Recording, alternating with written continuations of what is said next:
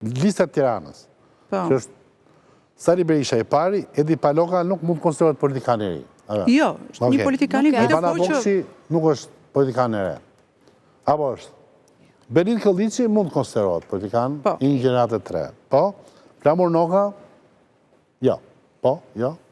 Sigurisht jo, zhesës tani s'do bëjmë... Më mirë, jemi përgjigje. Po tisha të kujshtë ti, u do foja mendimin tim. Atë tu e duat të dëgjoj për jush. Okej? Josefina Topalli, rikëtimi saj, mendoni që do jetë një risi interesante në PD? Josefina e ka elektoratin e saj. E kanë Shkodër e për kanë Tiranë? E kanë Shkodër, e ka lokal, për mund të ketë dhe një pjesë në Tiranë. Me gjithë këtë, është një nga njerëzit zoti Berisha ka ricikluar, pasi ajo në vitin 2021 krijoi një parti kundër demokratëve, kundër Partisë Demokratike, mori 7.000 votaj, i prishi punë PD-s në Shkodër, po dhe në disa zona të caktuara. Zoti Berisha e fali se zoti Berisha ka nevojë prap që të forcoj radhën me disa figura që vota akoma dhe sot Topalli? Unë nuk e di nëse i ka, do t'i shohim, po ajo nuk do përsa ko garon listën e mbyllur është e pamundur të verifikohet nëse pesha e saj është, por është një figurë emblematike e PD-s së Berishës, është edhe qëndrosja e tij. Fatmir Mediu nuk është i ri?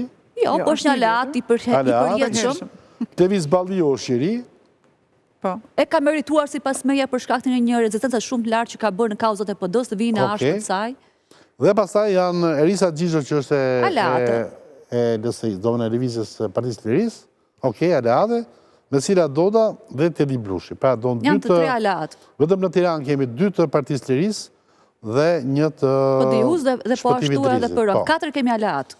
Pra, do më thënë, sepse Anduera vazhdohe, po thoi që është një tendencë për të futur element 3. Unë nuk shoh element 3, për shumë, sepse nuk mund të themi që këta talatve janë detyrime. Atëherë, unë e shikoj që sot që flasim, mbas kaq vitesh demokraci, elektorati gri është pika e forte të dyja partive në fushat. Sepse ne dim tani kush është i rreshtuar Majtas dhe kush është i rreshtuar Djathtas. Por duke qenë se dhe lufta brenda llojit si në Partinë Socialiste dhe në Partinë Demokratike, kohët e fundit është bërë fort, dhe po flasim për lista dhe me persona të cilët kanë dhe probleme ligjore, që kur vjen puna të gara, dhe të ajo lista e hapur apo e mbyllur, të gjithë bëhen kundra njëri tjetrit dhe shesin njëri tjetrin.